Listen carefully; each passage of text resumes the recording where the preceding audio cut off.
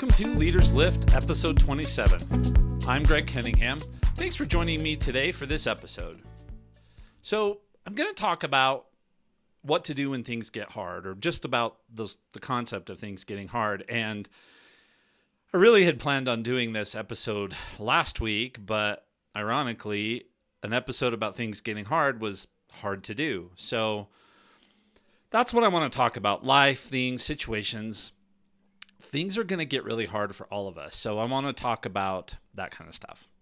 Now, a little bit of a spoiler here. If you're looking for this to be an episode about ways that you can just power through those circumstances, just get through it and, that kind of stuff, which is kind of old school thinking, I'm probably not going to meet your expectations. So if that's what you want to hear, there's not going to be a whole lot of that in here. Now, sure, there are times when we need to power through things because we just need to keep going. But I also want to attempt to talk about how hard times may be a sign that something is out of alignment and course correction might be needed. And even when is it time to throw in the towel? Now, I know that can be a little bit controversial, especially for those of us that were raised to rub a little dirt on it and walk it off.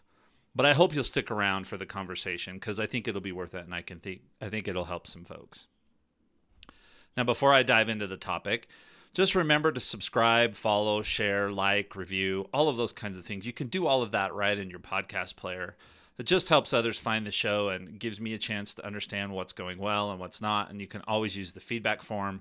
I keep a link to that in the show notes as well as a bunch of other great resources. So check those out as well. All right. Now, what do I mean by things getting hard? So remember or imagine, if you didn't grow up in this kind of environment, and your mom made you take piano lessons and you had zero desire to practice when your friends were standing outside the window just waiting for you to come out. Well, that's one version of hard. Not what I really want to talk about, but that is hard. I mean, that was hard for us as a kid. And then there are also things that are just flat out hard to do. So running a mile if you're not in shape. The other day I was out doing my standard walk, and I don't run a lot just because that's not what I do. I bike and run and walk, but it started to downpour and I found myself running to try and get back home. Yeah, running a mile if you're not in shape, hard. Lifting the back end of a car to change the tire if you're not a professional weightlifter. So those are things that are hard. A little bit of a sidebar. When my aunt got married, she has a lot of brothers. And they're all pretty big. And their practical joke for her was they actually went out, they got around the car, lifted the back end up, took the two back tires off, and then set the car back down on top of the tires. And so her husband came out in a white tuxedo and had to figure out how to get the tires back on the car. Yeah, that's the kind of uncles that I had. So anyway, that's a sidebar. But those types of hard things, that's not what I'm really talking about. So what do I mean for purposes of today's discussion? I'm talking about those times when you firmly believe you're on the right track. You can see the vision of where you're headed, but you just can't find a path to get there. And you're doing everything you know how to do, and maybe some things you don't know how to do or are still trying to figure out, and you're just working your butt off. And you're making no progress. Can't seem to get ahead, feels like the whole universe is doing everything it can to hold you back, etc. Or maybe you have so many distractions that you can't seem to get to the things that are most important. Or you feel like you're carrying such a heavy load that you can't handle one more thing. And those in your circle hand you a whole bunch of burdens to carry. So those are the types of things that I'm talking about when I talk about things getting hard. So here are some situations where sometimes this comes up. One, you could be doing something that's never been done before, like you're blazing a brand new trail. A lot of startups do this kind of stuff. You're doing something that others have done, but it's very new to you and is way out of your wheelhouse. So you might not have to be doing something absolutely brand new to the world, but it's just something that's very different from anything else you've ever done before. You could also be working towards a major goal or a milestone, and that just becomes hard. And then another situation, which I've talked about in the past, is that you're just dealing with a whole bunch of change all at the same time. Personal, professional, whatever it may be. It just kind of all seems to hit at the same time. And then one last thing that could be a situation that makes things hard is that you're trying to do something that just can't be done. Now, this one is interesting because there are some that believe that nothing is impossible. And while I think there is some truth to that, I also believe that there are many things that can't be done right now for whatever the reason may be. Timing, the right technology doesn't exist, there's a lack of understanding. If I think about tech companies that take years and years to develop a product, sometimes that product can't come out until they've got that one piece of technology that's been missing all along. So that's an example. Now, we've all experienced these times in our lives, but how often do we take a step back and try and figure out what is really going on? Or do we just default to one extreme reaction or another? One side, I'm going to power through it and I'll just get through it. Or we go to the other extreme, which is I'm just going to throw in the towel without even thinking about it. Let me share a fictional story from one of my favorite TV shows. I hope that you can figure out how this one relates. I don't know if you will or not, but it does relate in my brain. So I'm a big Star Trek fan. Yes, I also love Star Wars and a whole bunch of that kind of stuff. But on The Next Generation, there's an episode called Damak Injala, that Tanagra, something like that, right? But this is an encounter that the Enterprise had with a species that nobody had been able to figure out how to communicate with. And they were sent out to build relationships with this planet and this group, and they weren't having any success communicating with them. All of a sudden, Picard is beamed out of his ship, and he and the leader of the other group are beamed onto this planet where nobody else is, and nobody really knows what happened and what's going on, and they're stuck in a life or death situation together. Now, I won't go through the whole thing, but to make a long story short, they had to learn to communicate, and Picard had to figure out what the other person was saying, learn those types of things in order to survive. They ended up fighting an enemy. They had to find food and shelter. And ultimately, it did cost the other leader his life. But it opened up communication between their worlds. So this was a hard thing. I mean, nobody had been successful at doing this. It seemed like it was absolutely impossible, but this other alien species had just decided that they had to go to extreme measures because they needed this to work. Now, that's a fictional example, right? And I don't think we're going to run into that kind of a situation. But my biggest message as I think about hard things or hard times is that, like most everything else I've talked about in this podcast, is that if we want the most out of life, we can't be willing to just concede and go with the flow. We can't just say, I'll power through this somehow, or just give up entirely. We need to be much more deliberate, and that's why I think this story relates, because that species decided to take an extreme measure, but it was a deliberate decision on their part to overcome a very, very difficult challenge. So how do we work on being deliberate? Well, when we believe things are getting tough, and you can use your own definition of tough, but I'll talk about that in a second. But when things get tough, we should strive to, number one, recognize that things are hard. Be willing to admit it. Number two, do some evaluation. Figure out why it's hard. 3, figure out what those whys mean. I'll talk about that in a minute. 4, determine what the best course of action is after you understand what the whys mean. And then last, 5th, deliberately execute on that course of action. So this is all about being deliberate in these situations. Doesn't have to be a huge fancy analysis with spreadsheets and documents and all of this kind of stuff. It can be something very simple, but this is the way you're deliberate. So recognize, evaluate, understand the whys, determine what the best course of action is, and then execute on that course of action. So first, recognize hard things. Now, this could be any of those scenarios that I've mentioned above. And it could be something completely different. And it's probably going to be a little bit different for each one of us in our lives. Now, what are some of the signs? So spinning your wheels, doing all of this work and getting no progress, frustration, worn out physically or mentally, dread when you think about tackling something related to the hard thing, when you prefer to do pretty much anything else. It's like when you were supposed to be practicing the piano and your mom reminded you that you had to take the garbage out. Oh yeah, you were all over taking the garbage out so that you could get down from the piano bench. And now, those are just a few things. I'm not sure on why I'm laying out a real list, but those are some things that I could think of. You probably got your own that's much more relevant in your life and situation. But I think you need to get used to recognizing those signs in your life that says, hey, something is going on. This is more difficult than it needs to be, or this is really, really tough and I need to figure out why. Now, the why is it hard and what does that mean? So here's a couple of things. One, it could mean that you're on the right track.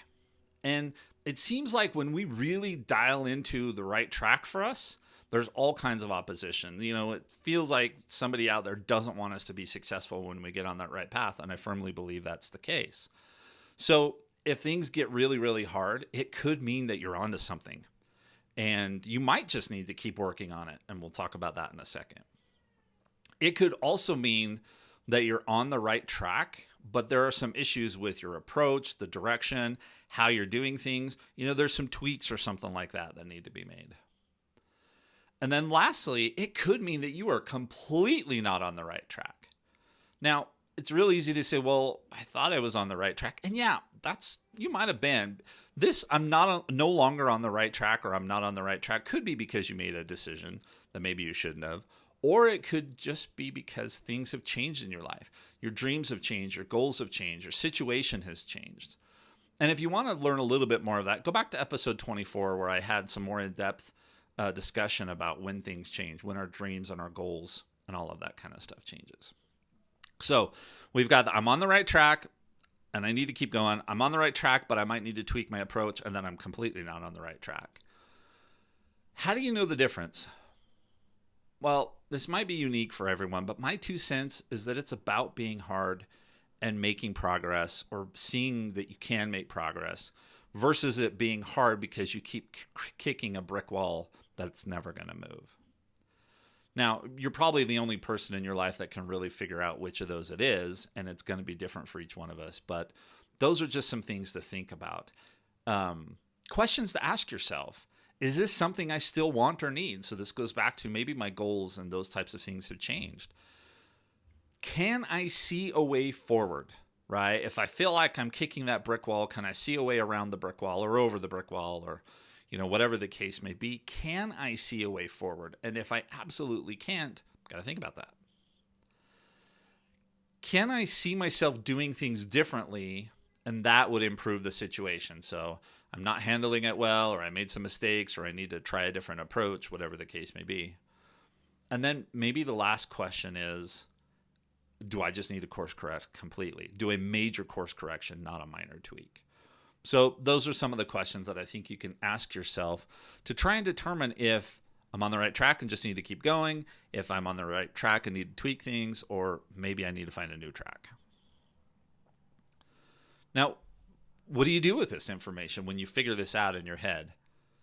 Well, if you're on the right course, make a plan for how you start making things easier. Okay? And this may be one of those situations where you just need to keep powering through. I mean, maybe there isn't anything you can do to make it easier, but you still see the end goal and you just need to keep going. Maybe you need to eliminate some of the other distractions that are going on to help you get there, right? So power through, or is there something I can do that would make this easier? And then figure out how you want to do that. Now, if this falls into the second category where I'm on the right path, but something just isn't working and I need to make some course corrections, well, figure out what those course corrections might be. Fail early, right? I mean, part of the iterative software development process is to move quickly so that you get where you're going and iterate on it, or that something's not going to work and don't spend months and months and months and months figuring out that this approach is never going to work in the first place. So figure out those course corrections and figure them out early so that you can move forward. Consider addition by subtraction. This is something that a friend brought up to me. I'm going to go in depth on that in just a minute, but sometimes taking away even a few or even many small things can have a much bigger impact than you would think. Clearing out things that take our focus or mental energy away from the things that matter most can make a huge difference, and it could be just a small thing. And often we don't realize the impact that those things are having on us until they're gone. So this would be part of that course correction, right? What are the things outside of this hard thing that I can do that would allow me to focus and have more energy to deal with the hard thing? Now, lastly, in this, what do you do with this information? If you determine that things are hard because you're on the wrong path, then that's where you have to make some really tough decisions and really do some honest self-evaluation. Now, if you're going to keep going, right, this is either I'm on the right path and I just need to power through it, or I want to make some tweaks to keep going. A couple of things: don't settle or compromise. Okay, don't be willing to say, well, yeah, if I keep going, it'll be okay. It won't be what I want, but it'll be okay. I don't think that's a good thing. You want to figure out how to keep going and do so in a good, positive way that's still going to help you reach the goals that you had. If you're not going to reach the goals that you had for this hard thing, you got to ask yourself, is it really worth it? Now, this episode is a pretty good example of that. So I started writing this episode a couple of weeks ago, and I was just I knew what topic I wanted to cover and kind of the gist of the message that I had, but I was just struggling to pull it together. And last week, as I had an interaction with a listener, I just decided to postpone it because I didn't want to put what I had out there. And so a week later, it's in a much better spot. I don't know whether you'll agree with me or not, but at least I'm publishing something that I feel much more comfortable with, that feels like the intent that I had. So if you're going to keep going on something, big or small, don't settle or compromise. So think about that. Now, sometimes also we just may need to start over. The end goal might still be where we want to go, but something is off on the right. So sometimes we realize that the path was good, but we've not set ourselves up for success. And if you could do it all over again, you know what you would do, and you would do it much, much better. Now, there was a meme that I saw on LinkedIn published by Leaders First, and it's from the Minds Journal. That's who they attribute it to. And it says, don't be afraid to start over. You're not starting from scratch. You're starting from experience. And I think that's a great idea, right? If I know I still have that same end goal, but because of the way I've approached it and the way I've done things, I've just made it too hard to accomplish. And I think if I start over, I can get where I want to go. Remember that you're not going to be starting from scratch. You're not going to go back to that point that you were at before when you started the first time. You've got all this experience that's going to feed you. So from a professional example, let's say you take your first management assignment and you realize you really like being a manager, but because you didn't have a mentor or any guidance or just training and you just got thrown into the mix of things, you made a bunch of mistakes. Guess what? It happens. And you can't see a pathway forward to get where you want to go, whether you won't be able to really get this team where you want them to be, or you're not going to be able to advance your career. Okay. Why not look for another management opportunity where you can start fresh, where you can go back and say, okay, I'm not going to make all those mistakes that I've made this time around. That's not starting over. That's starting from experience, like it said in the quote. Now, in personal life, you could try starting a business and that doesn't go well, and then you know what to do the second time around. Let's say you're trying to help a family member with their own personal development. Maybe it doesn't go well, and you can say, hey, let's just reset this. Let's start over on this. Same thing with like looking to buy a new home, moving to a new location. I mean, maybe you were looking for the wrong things, or maybe you started down the wrong path or got too caught up in the process and need to take a breather and then start over again. And all of that kind of stuff is fine. So the other thing about starting over ties into the addition by subtraction is that maybe this time when you start over, that I'm not going to make it as complicated as I did this time around. I'm just going to make it super, super, super simple. If I think about buying a new home, the first time I want to go out and what's the maximum amount, because I want to get everything I can and I want it to be brand new and I want everything that my next door neighbor has, all that kind of stuff. But then if you get into that and you realize this just isn't working, this is too hard, this is what I really want, maybe you just need to simplify and say, hey, what do I really want? What do I need in a home? So anyway, that's just an example. Hopefully you'll be able to take that and relate to it. Now let's talk about the last topic, and that's quitting, throwing in the towel, whatever phrase you want to put with this. And I know this could be a little bit controversial because I grew up in the dad telling you to rub some dirt on it and push through era, right? I mean, I can't tell you how many sports injuries I had that I just played through or wrestled through and just dealt with. And I was also taught that once you start something, you don't quit no matter what. So don't commit to anything that you can't finish. And I think there's something to that, but it's not everything. If we make a commitment to someone or an organization or to do something, I don't believe in not meeting that commitment and leaving the other party in the lurch. But I also don't think you have to stick with something like that forever and that it locks you into that decision. And let me give you an example. Let's say you take a new job and a few months in most cases, you need to give it some time, like 6 months before deciding if something's good or bad. Most cases, there are some extremes where you can decide really quickly. But you're a few months in and you decide that this just isn't going to work out. I don't believe you should just up and walk out the door. Now, exceptions, of course. You need to try and do the right thing by your employer. But you absolutely should not feel like you have to stick with it in the hopes that things get better. I mean, I'm giving it the old college try, to use another cliche, and it's just not working out. So I tell them, hey, I need to go on to something else. You do the right thing by them and then move on. So that's one way that you can, quote unquote, quit and throw in the towel. And this really isn't, I wouldn't think about this so much as it's quitting as it is course correction, like major course correction. I mean, there's minor course corrections where we sort of strayed from the path and just need to course correct to get back on. But then there's these major course corrections that we need to make, which basically moves us from this path to another one. And that's not necessarily quitting because we're still moving forward, trying to get to our most potential, that place of most potential for us. And that could be that it's changed. It could be the same goal, but this pathway no longer will take us there. It could be a whole bunch of different things. So don't think of this in terms of like quitting. I'm going to course correct and get back on track to where I want to go. And this could be a combination of starting over and course correction all in one, right? I mean, I could get off of this path and onto the other one, but I'm just getting onto the very beginning of this path. And sometimes that may feel like I'm going backwards, but it may be necessary. Now, again, I go back to, I don't believe we should leave people in the lurch, so I don't think we should just be quitting and jumping to that extreme. And I'll talk a little bit about it at the very end, but these major course corrections sometimes are just necessary. This is about running towards something new, something better, something different, instead of running away from something. And that's what I believe most people consider quitting. I'm running away, right? I'm just giving up. And so I'm going to run away from that. And that's the way it is. Instead of I'm running to something, I'm going to do the right thing here, and then I'm going to run towards this other thing that aligns better with what we have going on.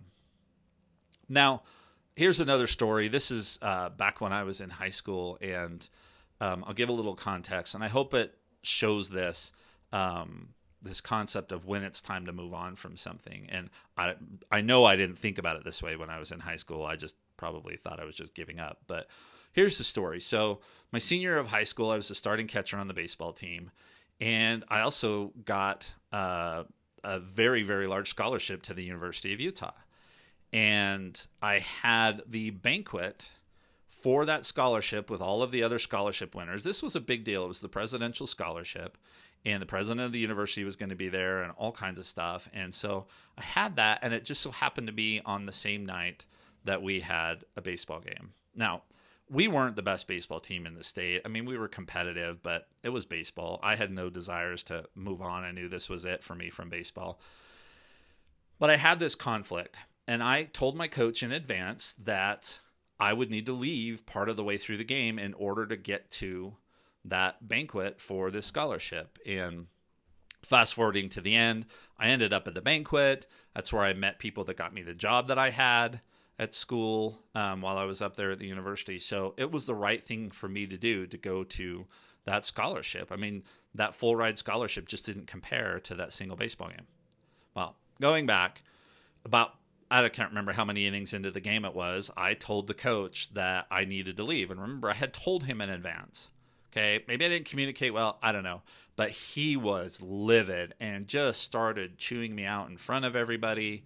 The fans were all there, all of this kind of stuff. And so it was not a great situation. So that happened. I left. I went to the banquet. It was wonderful. And then the next day at practice, I got the cold shoulder. I didn't get a chance to do the things I was supposed to do. Coach wouldn't work with me, any of those kinds of things. And this continued on for a couple of days. And at that point, I just decided, you know what, it's not worth it. This is not what I'm doing for the rest of my life. It's not going to help me get anywhere. And so I elected to call him up, did the right thing. He had a backup catcher that was catching. So it wasn't like I was the only catcher on the team. I wasn't an all-star or any of those kinds of things. So I called him and told him that I didn't think it was going to work out and that I was going to quit and turn in my uniform. And I did, and I went on and did other things, and it ended up being a good decision. I mean, I don't know. I might have played a few more baseball games, but and I enjoyed it. But anyway, that's an example where if I had known what I know now, I probably would have done a better job of handling the situation. I probably would have been able to communicate better, and the result may have still been the same thing. I may have decided that baseball I couldn't continue to do this. I don't believe I let the team down. They had somebody else that could step in and catch. And like I said, it's not like I was the critical piece in competing for a state championship or anything. So I don't know. Others may not agree with that, but that's a story. Those are the kind of times when we've got to look at things and say, okay, is this still going to get me where I need to go? Can I not leave the other party in the lurch? And if so, then I need to move on.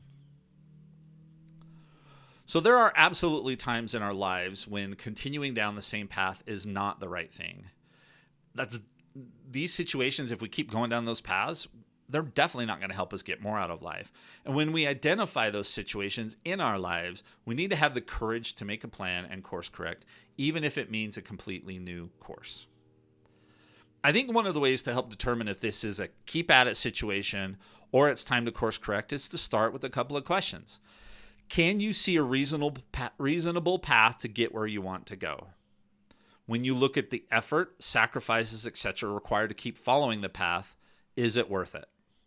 And does this current or the new path align with where you want to go in life? And while I didn't do this deliberately when I was in high school on the baseball team, these are the questions that I can look back and answer now. I didn't see a path to reconcile what was going on the baseball team. The extra effort, the sacrifices, all of that kind of stuff to keep playing baseball just was no longer worth it to me. And it wasn't going to get me where I wanted to go. So those are good questions that I think you can ask yourself. Now, there are others, but those are the ones that I would start with. I talked about this a little bit more in episode 24 when I talked about pursuing your dreams, and when your dreams change, how do you deal with that? And I think this all relates because if our dreams or goals in life have changed, but we have kept following the same path, it's likely that we're going to find things hard, right? If we're not on the right path, things are probably not going to go the way we want them to go. And so if we've changed those longer term dreams of ours, but have stayed on this path and don't know that this path is going to lead to those longer term dreams, I don't see how we can hope that that's going to be smooth and effective. Well, that's it for today. I hope that I got my message across. The main message that I want to get across is that when, and not if, when life gets hard, we shouldn't just assume that's how life is. We also shouldn't jump to one extreme and just assume we need to try and power through it, or run away to the other extreme, which is just running away. That's giving up entirely.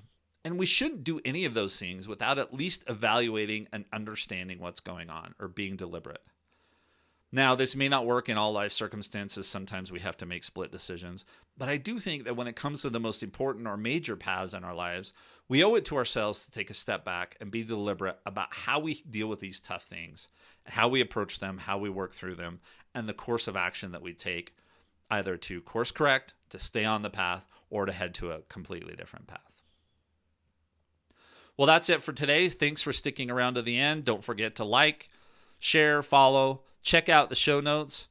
And until next episode, take a look at the tough things in your life and figure out what to do with them. Then you can better lift yourself or someone else that's going through hard times as well. Thanks, everyone.